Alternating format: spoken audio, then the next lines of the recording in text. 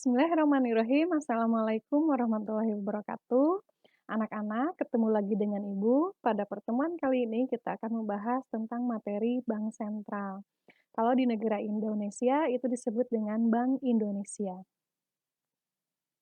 Di sini ada peta konsep apa saja yang akan kita pelajari. Yang pertama, itu adalah pengertian dari bank sentral, peran bank sentral, tujuannya, fungsinya, tugas bank sentral, dan terakhir adalah wewenang dari bank sentral. Oke, kita bahas satu-satu. Yang pertama, kita akan membahas tentang pengertian dari bank sentral.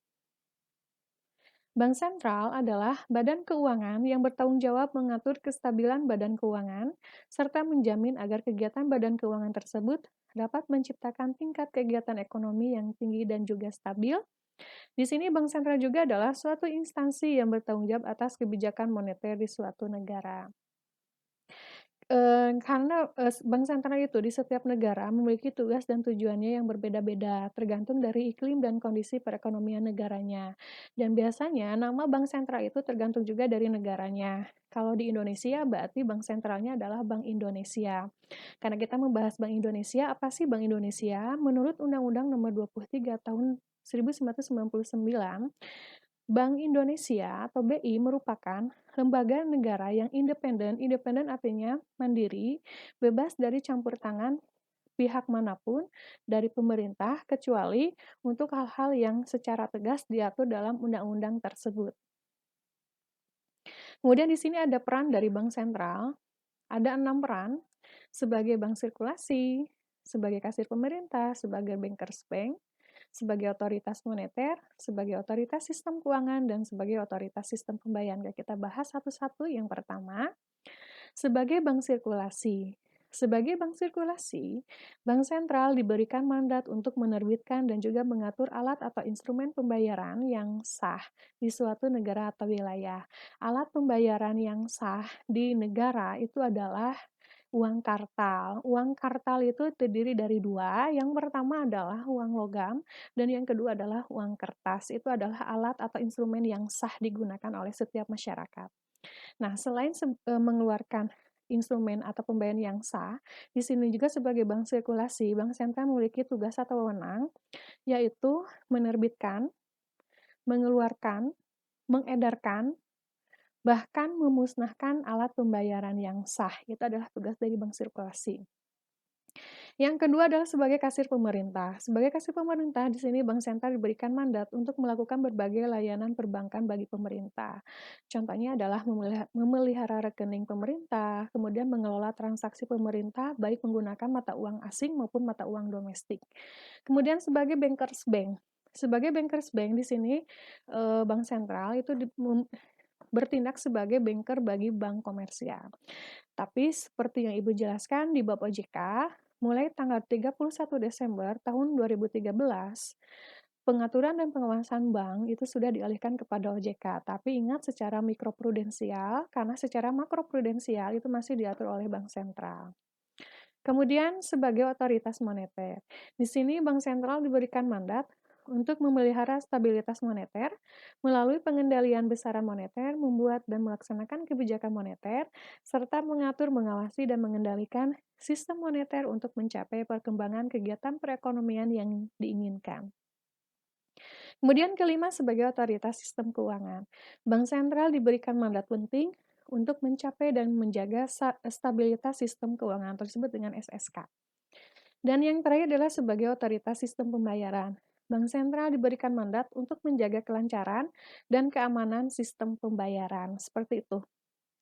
Kemudian ada tujuan dari bank sentral. Kita lebih fokus ke tujuan Bank Indonesia. Jadi menurut Undang-Undang Nomor 23 Tahun 99, tujuan Bank Indonesia adalah mencapai dan memelihara kestabilan nilai rupiah.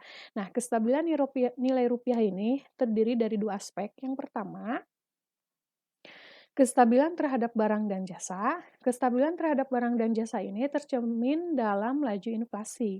Apa itu inflasi? Inflasi adalah suatu kondisi di mana terjadinya kenaikan harga secara umum dan terus-menerus, dan terjadi penurunan nilai mata uang. Kemudian, kestabilan terhadap mata uang negara lain ini tercermin dari nilai tukar mata uang rupiah terhadap mata uang asing atau kita sebut dengan kurs. Selanjutnya adalah fungsi dari bank sentral. Apa saja? Yang pertama adalah penerbit uang atau alat pembayaran yang sah guna memenuhi kebutuhan masyarakat. Pelaksana dan perumus kebijakan moneter, penyedia jasa perbankan, agen pemerintah dan pengelola pinjaman pemerintah, kustodian dari cadangan bank umum dan menyelesaikan transaksi clearing antar bank, penjaga keutuhan sistem keuangan dan bertindak sebagai an emergency lender of last resort dan pengawas perbankan, pelaksana dari kebijakan pemerintah di bidang nilai tukar dan negara sebagai kustodian dari cadangan devisa negara dan membantu negara dalam mengelola cadangan devisa. Pembuat kebijakan untuk mendorong pertumbuhan ekonomi, itu fungsinya. Kemudian selanjutnya adalah tugas bank sentral.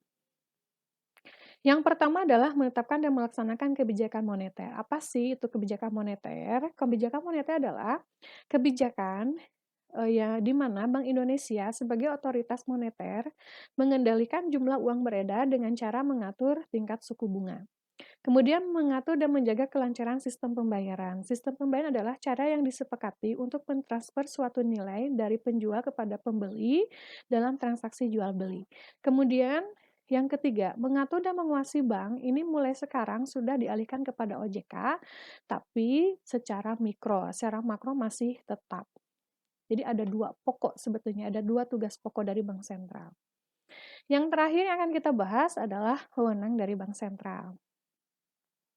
Karena ada dua tugas pokok, kita bahas. Yang pertama, tugas menetapkan dan melaksanakan kebijakan moneter. Wewenangnya apa saja? Yang pertama adalah menetapkan sasaran moneter dengan memperhatikan sasaran laju inflasi, melakukan pengendalian moneter dengan tidak terbatas pada operasi pasar terbuka di pasar uang, baik rupiah maupun valuta asing, menetapkan tingkat diskonto, menetapkan cadangan minimum, dan mengatur kredit atau pembiayaan. Kemudian tugas mengatur dan menjaga kelancaran sistem pembayaran, wewenangnya adalah melaksanakan dan memberikan persetujuan dan izin atas penyelenggaraan jasa sistem pembayaran, mewajibkan penyelenggara jasa sistem pembayaran untuk menyampaikan laporan kegiatannya dan menetapkan penggunaan alat atau instrumen pembayaran. Oke, sekian pemaparan materi untuk pertemuan kali ini. Mudah-mudahan apa yang Ibu sampaikan bisa dipahami. Terima kasih atas perhatiannya. Wassalamualaikum warahmatullahi wabarakatuh.